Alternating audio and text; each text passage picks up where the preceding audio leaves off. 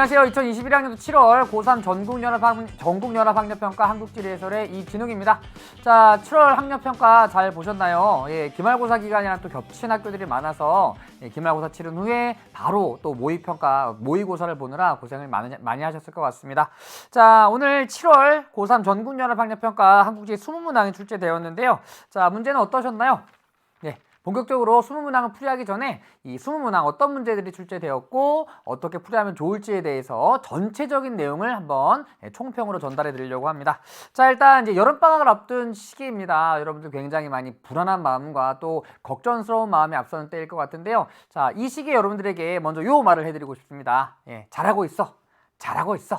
예, 이게 당장 성적으로 나오고 있지 않다고 하더라도 여러분들이 꾸준히 쌓아왔던 그 실력들이 언젠가는 빵 하고 한번 터질 시기가 있을 겁니다. 그래서 꾸준히 최선을 다해서 열심히 노력을 하고 계셨다면은 지금 당장 7월 전국연합학력평가 성적이 혹시나 좋지 않다고 하더라도 언젠가 그 차곡차곡 쌓인 실력이 언젠가는 좋은 점수로 좋은 점수로 결실을 맺을 거라고 내 자신을 믿으면서 스스로에게 잘 얘기해 주세요. 잘하고 있어. 잘하고 있어 라고 말이죠. 자, 그럼 이번 7월 전국연합학력평가 전반적으로 어떻게 문제를 평가할 수 있을까? 일단 저는 평이하다 라고 평가를 해볼 수 있을 것 같습니다. 평이하다.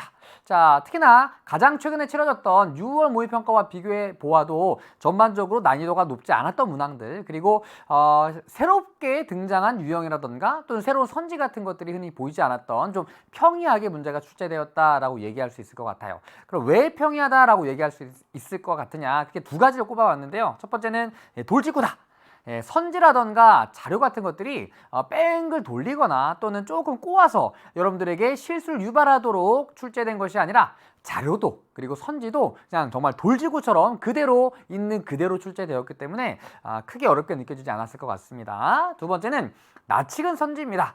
돌직구와 마찬가지라고 볼 수 있을 것 같은데요. 새로운 유형의 선지라던가 새로운 것들을 물어보는 선지 또는 고도의 사고력을 요구하는 새로운 선지들이 등장한 것들이 아니라 전반적으로 그동안 많이 보아왔던 선지들이 등장을 했기 때문에 그렇게 어렵지 않았던 전반적으로 평이했던 7월 학력평가라고 생각합니다.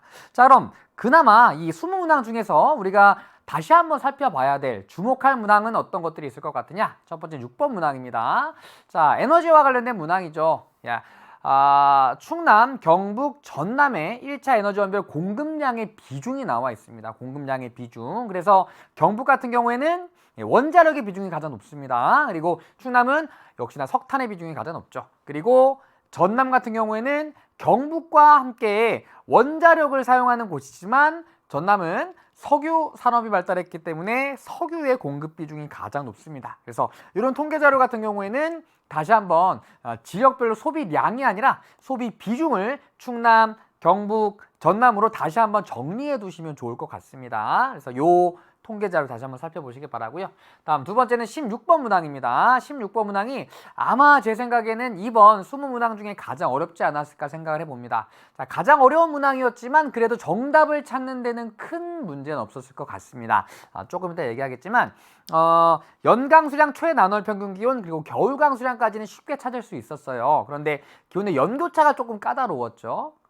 하지만 연교차를 모르더라도 정답은 찾아갈 수 있었던 문항이었기 때문에 기온의 연교차가 조금 까다롭긴 했지만 그래도 정답을 맞추는 데는 큰 무리는 없었을 것이다. 그리고 이거는 제가 최근 이제 수능 완성 녹화를 하고 있는데요. 수능 완성에서 수능적 풀이라는 코너를 준비했습니다. 그 수능적 풀이에서도 이 군산과 대구 그리고 강릉에 대해서 얘기를 하면서 군산 그리고 대구의 최나널과 최한월 그리고 연교차의 특징에 대해서 한번 언급해 드렸던 적이 있습니다. 주의할 만한 지역이라고 해서 그 내용을 보셨던 친구라면은 그래도 조금 수월하게 접근할 수 있지 않았을까 생각을 해봅니다. 자, 마지막은 19번 문항입니다. 작물별 생산량의 권역별 비중인데요. 권역별 비중이기 때문에 우리가 그동안 살펴봤던 시도별 통계랑은 조금 다른 자료가 제시되었습니다. 그러나 아주 어렵게 풀만한 문항은 아니었고요. 역시나 충분히 풀이할 수 있을 만한 문항이었습니다. 그런데 생산량이나 재배 면적이 아니라 비중이 나왔기 때문에 조금 혼란스러울 수 있었다. 자, 어쨌든 제가 꼽아보았던 주목할 만한 문항은 6번, 16번 그리고 19번입니다. 다 통계 자료와 관련이 있는 문항들이죠. 그래서 이번 7월 학력평가를 통해서 우리가 다시 한번 되새겨봐야 되는 것은 결국 통계라는 거. 고난도 문항들, 그리고 결국 1등급을 구분하는 어려운 문항들, 그리고 학생들로부터 학생들에게 어려움을 선사할 수 있는 그런 문항들은 결국 통계와 관련된 문항들입니다. 그래서 마지막까지 여러분들이 일단 기본 개념 철저하게 잘 챙겨 두셔야겠지만 통계 자료까지 꼼꼼하게 마지막까지 좀 손을 놓지 않고 잘 보셨으면 좋겠습니다. 그리고 다양한 자료를 살펴보면서 통계 자료를 해석하는 연습도 많이 하셨으면 좋겠습니다. 그래서 이 통계와 관련된 강의를 또 준비하고 있습니다. 약점 공략 강의라고 해서 통계와 관련된 여러 가지 그래프라던가 표 같은 것들을 모아서 살펴볼 수 있는 강의도 준비하고 있습니다. 이런 강의가 여러분들 통계 공부하는 데 많은 도움이 될 거라고 생각을 합니다. 그래서 마지막까지 통계 자료 잘 정리해 두자. 이 말 다시 한번 전달해 드리고 싶습니다. 자, 그리고 마지막으로 다시 한번 해드리고 싶은 말은 이 말입니다. 여러분들 잘 해오고 있습니다. 지금 여름방학을 앞두고 굉장히 많은 긴장을 하고 있는 상태일 거라고 생각을 합니다. 그리고 여름방학은 마지막으로 우리가 정말 학교에 큰 신경을 쓰지 않고 내가 원하는 대로 학습 스케줄을 짜서 굉장히 많은 시간들을 투입할 수 있는 마지막 시기가 바로 여름방학입니다. 여름방학 이후에 보는 9월 모의평가 성적이 곧 수능 성적은 아니겠으나 그래도 9월 모의평가를 잘 준비하는 과정에서 여름방학을 잘 활용해 주셨으면 좋겠습니다. 그래서 지금까지 잘하고 있습니다. 그리고 실력이 점점 잘하고 있을 거예요. 그리고 그 마지막 방점을 여름방학 때 잘 찍어주셨으면 좋겠습니다. 그리고 지금 7월 학력평가에서 혹시나 원하는 성적을 거두지 못하셨다고 하더라도 잘하고 있을 겁니다. 여러분들 실력이 여러분들 노력만큼 잘 자라고 있을 거니까 내 자신을 믿고 다시 한번 열심히 공부하겠다는 다짐을 한번 더하는 7월 학력평가가 되었으면 좋겠습니다.